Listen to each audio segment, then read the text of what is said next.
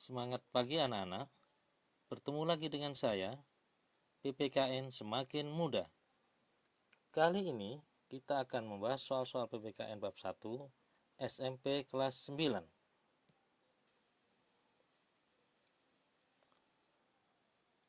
Penerapan Pancasila pada masa Orde Lama banyak mengalami tantangan dan hambatan. Di bawah ini, peristiwa yang terjadi pada periode tahun 1959 sampai 1966 yaitu A. Pemberontakan DITI, B. Pemberontakan G30S PKI, C. Agresi militer Belanda, D. Pemberontakan RMS. Ayo anak-anak, apa jawabannya? Ya, betul sekali, yaitu B. Pemberontakan G30S PKI. Pembahasan. Pada periode ini terjadi pemberontakan PKI pada tanggal 30 September 1965 yang dipimpin oleh D.N. Aidit. Tujuan pemberontakan ini adalah kembali mendirikan negara Soviet di Indonesia serta mengganti Pancasila dengan paham komunis. Soal berikut. Pada periode 1959 sampai 1965 di Indonesia menerapkan demokrasi A. Liberal, B. Komunis, C. Terpimpin, D. Pancasila. Apa jawabannya anak-anak? Ya, betul sekali, terpimpin. Yang C. Pembahasan. Karena demokrasi bukan berada pada kekuasaan rakyat, sehingga yang memimpin adalah nilai-nilai Pancasila, tetapi berada pada kekuasaan pribadi Presiden Soekarno, atau demokrasi terpimpin. Baiklah, lanjut. Pancasila sebagai pandangan hidup bangsa dan negara bersifat terbuka. Artinya adalah A. Menerima masuknya ajaran dan paham ideologi yang lain. B. Menerima pengaruh dari budaya asing berbagai keharusan. C. Menyaring budaya dan iptek dengan penuh kewaspadaan. D. Menerima pengaruh budaya asing dengan selektif. Betul? Jawabannya adalah menerima pengaruh budaya asing dengan selektif. Yang D. Pembahasan. Pancasila sebagai pandangan hidup bangsa yang bersifat terbuka artinya dapat menerima dan mampu menyesuaikan diri tanpa harus merubah jati diri bangsa, menerima pengaruh budaya asing dengan selektif. Soal berikut.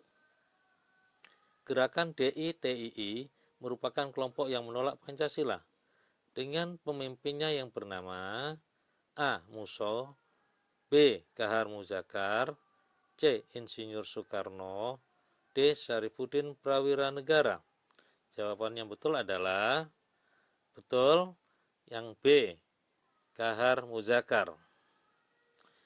Pembahasan. Kahar Muzakar adalah pemimpin DITI melawan pemerintah yang sah untuk mengubah dasar negara Pancasila dan menjadikan Indonesia menjadi negara Islam. Lanjut anak-anak ya. Soal berikut. Masa pemerintahan yang ingin menerapkan Pancasila dan Undang-Undang Dasar Negara Republik Indonesia tahun 1945 secara murni dan konsekuen adalah masa A. Orde Lama, B. Orde Baru, C. Revolusi, D. Reformasi. Jawaban yang betul adalah B. Orde Baru. Pembahasan. Orde Baru lahir sebagai kritik terhadap Orde Lama yang telah menyimpang dari Pancasila dengan visinya yang ingin melaksanakan Pancasila dan Undang-Undang Dasar Negara Republik Indonesia tahun 1945 secara murni dan konsekuen melalui P4 atau Eka Prastya Pancakarsa.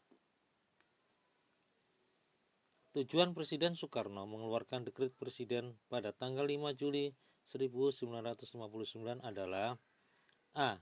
Adanya tekanan dari pihak tertentu, B. munculnya berbagai partai baru. C. Demokrasi liberal tidak sesuai Pancasila. D. Untuk kembali ke Undang-Undang Dasar Negara Republik Indonesia tahun 1945. Jawaban yang benar adalah D. Untuk kembali ke Undang-Undang Dasar Negara Republik Indonesia tahun 1945. Pembahasan.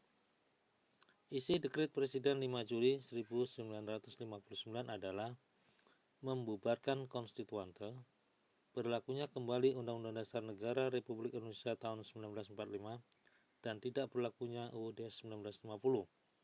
Segera akan dibentuk MPRS dan DPRS. Jadi, melihat soal dan jawaban tersebut, maka yang betul adalah D. Soal berikut, masa periode pemerintahan Orde Baru berlangsung dalam kurun waktu A. 11 Maret 1966 sampai 21 Mei 1998. B. 14 November 1945 sampai 27 Desember 1949. C. 18 Agustus 1945 sampai 14 November 1945. D. 5 Juli 1959 sampai 11 Maret 1966. Jawaban yang betul adalah A. 11 Maret 1966 sampai 21 Mei 1998.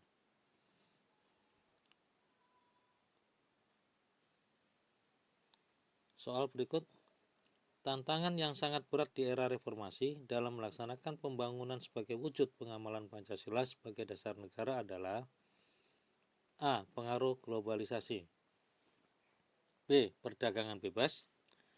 C. Masih maraknya KKN. D. Kemajuan iptek.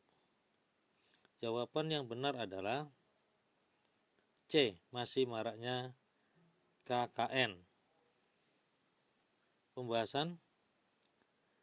Masih maraknya KKN, di era reformasi ternyata belum bisa memberantas KKN dengan baik. Hal ini terbukti masih adanya oknum pejabat yang melakukan korupsi dan pencucian uang. KKN adalah korupsi, kolusi, dan nepotisme. Lanjut. Salah satu ciri yang membedakan era reformasi dengan masa pemerintahan sebelumnya adalah A. Kekuasaan negara berpusat pada kepala negara. Semakin tingginya tingkat kontrol DPR kepada pemerintah. C. Para menteri bertanggung jawab kepada presiden.